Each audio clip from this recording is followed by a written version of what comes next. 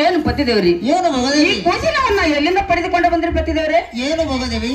12 ಜಾಗೃತ ಮಾಡಿಕೊಂಡು ಈ ನನ್ನ ಭಗವಂತನ ಭಕ್ತಿ ಒಂದು ಹೆಣ್ಣಕ್ಕೂ ತನು ದಯಪರಿಸ ಆತರಿಂದ ನನ್ನ ಮಗಳನ್ನು ಎತ್ತುಕೋ ಭೋಗದೇವಿ. ಆಗಲಿ ಪತಿದೇವ್ರಿ. ಹಸಿದ ಬಾಯಿಗೆ ಅನ್ನ ಹಾಕಿದಂತೆ ಇಂದು ನನ್ನ ಮೇಲೆ ಭಗವಂತನು ದಯ ತೋರಿದನು. ಹೌದು ಭೋಗದೇವಿ. ಈ ಕುಳಿತಂತ ಜನರ ಬಾಯಿಯಿಂದ ಗೊಡ್ಡಿ ಬಂದಿ ಅನ್ನೋ ಶಬ್ದವನ್ನು ದೂರವಾಯ್ತು. ನನ್ನ ಮನಸ್ಸಿಗೆ ಬಹಳ ಆನಂದವಾಯ್ತು. ಈ ಕೂಸಿನನ್ನ ನಾನು ಉಡಿಯಲು ಕೊಟ್ಟು ಬಿಡ್ರಿ ಪತಿದೇವ್ರಿ. ಏನು ಭೋಗದೇವಿ? ಏನು ಪತಿದೇವ್ರಿ? ಉಳಿದ 4 ಮಂದಿಗೆ ಕೂಸಿನ ಮುಖವನ್ನು ತೋರಿಸಿ ಬಿಡದ ಆಕಾಶ ಇರೋದು. ಇದು ಅಲ್ಲದೆ ಬಂಗಾರ ತೊಟ್ಟಿನಲ್ಲಿ ಕಟ್ಟಿ, ಬಂಗಾರ ತೊಟ್ಟಿಲವನ್ನು ಕಟ್ಟಿ, ಎಣ್ಣೆ ಜಿಡವನ್ನು ಹಚ್ಚಿ, ಬೇಳೆ ಸಿಡಿ ಹಗ್ಗವನ್ನು ಹಚ್ಚಿ, 5 ಮಂದಿ ಮುತ್ತನ್ನು ಕರೆಸಿ, 5 ಮಂದಿ ಮುತ್ತೈದರನ್ನ ಕರೆಸಿ ತೊಟ್ಟಿಲಲ್ಲಿ ಹಾಕಿ ಜೋಗಳ ಪದ್ಯವನ್ನು ಹಾಡಿ ತಿರಿ ರೇಣುಕಾದೇವಿ ಎಂದು ನಾಮಕರಣ ಮಾಡ್ಬೇಕತ್ತೆ. ಆಗಲಿ ಪತಿದೇವ್ರಿ.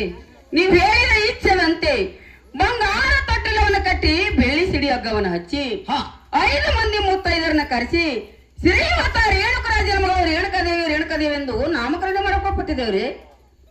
ಆಗಲಿ ಪತಿದೇವ್ರಿ. ಆ ಕೂಸಿನ ನನ್ನ ಉಡಿಯಲ್ಲಿ ಕೊಟ್ಟು ಬಿಡ್ರಿ ಪತಿದೇವ್ರಿ. ಹಾಗಾದ್ರೆ ತೆಗೆದುಕೋ ಭೋಗದೇವಿ. ಆಗಲಿ ಪತಿದೇವ್ರಿ.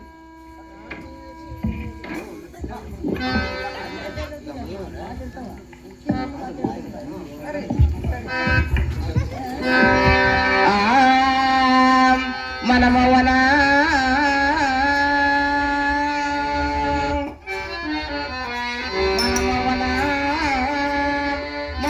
ಮಾನತು ಮನರಂಜನ ಬಾಳ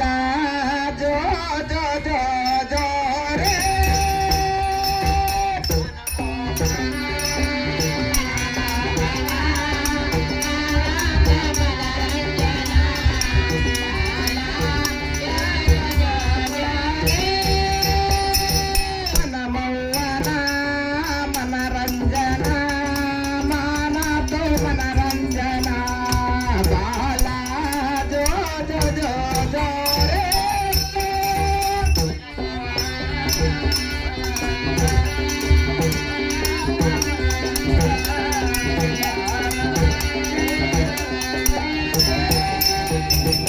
ಕಾಸು ಪೆಟ್ಟ